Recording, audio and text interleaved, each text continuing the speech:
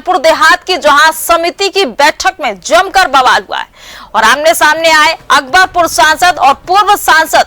तो बवाल होते देख मौजूद एसपी एएसपी ने मोर्चा संभाला और बवाल के बाद एक दूसरे पर गंभीर आरोप लगाते हुए नजर आए। तो वारसी जी को उपचार की जरूरत है, देवेंद्र सिंह भोले ने आरोप लगाया है और आरोप प्रत्यारोप के बीच बवाल और भी ज्यादा बढ़ गया और बैठक स्थगित कर दी गई है। तो डीएम कार्यालय के पास बने सभागार में बैठक हो रही थी और बवाल के बाद से बैठक स्थगित कर दिया गया। तो कानपुर देहात से बड़ी जानकारी सामने आ रही, जहां समिति की बैठक में जमकर बवाल हुआ और बवाल होते देख मौजूद एसपी एएसपी ने मोर्चा संभाला है वहां पर। तो बवाल के बाद एक दूसरे पर गंभीर आरोप प्रत्यारोप का दौर भी शुरू हो गया और कहा गया है इस दौरान कि वारसी जी को उपचार की जरूरत है। देवेंद्र सिंह भोले की तरफ से ये बात सामने आ रही है।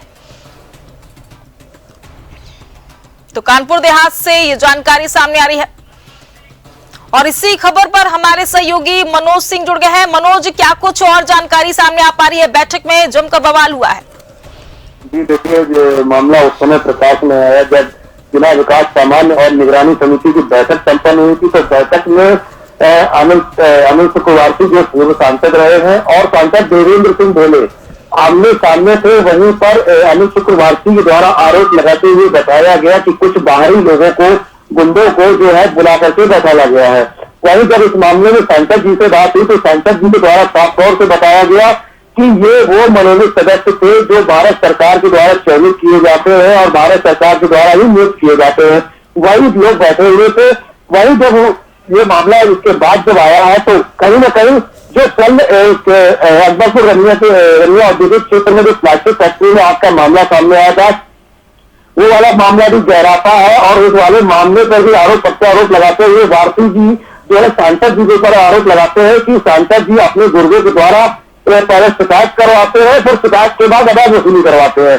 वही सांसद देवेंद्र सिंह भोले ने तत्काल ही इन सारे आरोपों का खंडन करते हुए बताया कि ऐसा किसी प्रकार से नहीं होता है। जो भी औद्योगिक इकाइयां जनपद कानपुर देहात में स्थापित की गई है, वो सारी इकाइयां जो है जो भी शासन के मंशा और मानक है, अगर उन मानकों को पूरा नहीं करेंगी तो उन कंपनियों के ऊपर कार्रवाई होगी। धीरे धीरे जो है वार्तालाप बढ़ जाती है, बढ़ते बढ़ते विवाद काफी बढ़ता चला जाता है। तो जनपद कानपुर देहात के डीएम कपिल सिंह और एसपी श्रद्धा नरेंद्र पांडे को बीच में आना पड़ता है और दोनों ही दिग्गज भाजपा के जो नेता है इन लोगों को शांत कराना पड़ता है। कहीं ना कहीं इस बात मामले में देखने में सामने आ रहा है कि ये वो मामला है जो अभी हाल ही में कुछ दिन पहले जो है वारसी जी और प्रतिभा शुक्ला के द्वारा धरना दिया गया था।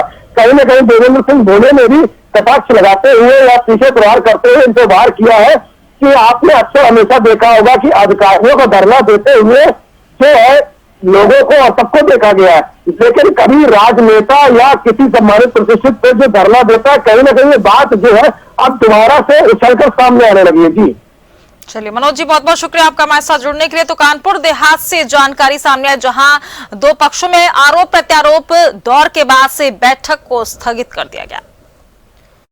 जिला विकास और निगरानी समिति की बैठक, जिसका भारत सरकार के द्वारा मुझे चेयरपर्सन बनाया गया है,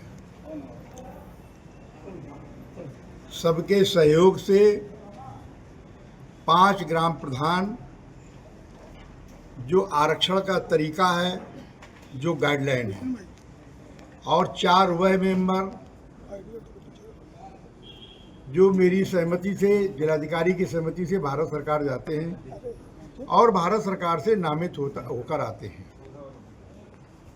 उनका प्रश्न है कि ये हम इनको सदस्य मानते ही नहीं हैं, हम भारत सरकार को मानते नहीं, प्रदेश सरकार को मानते नहीं है।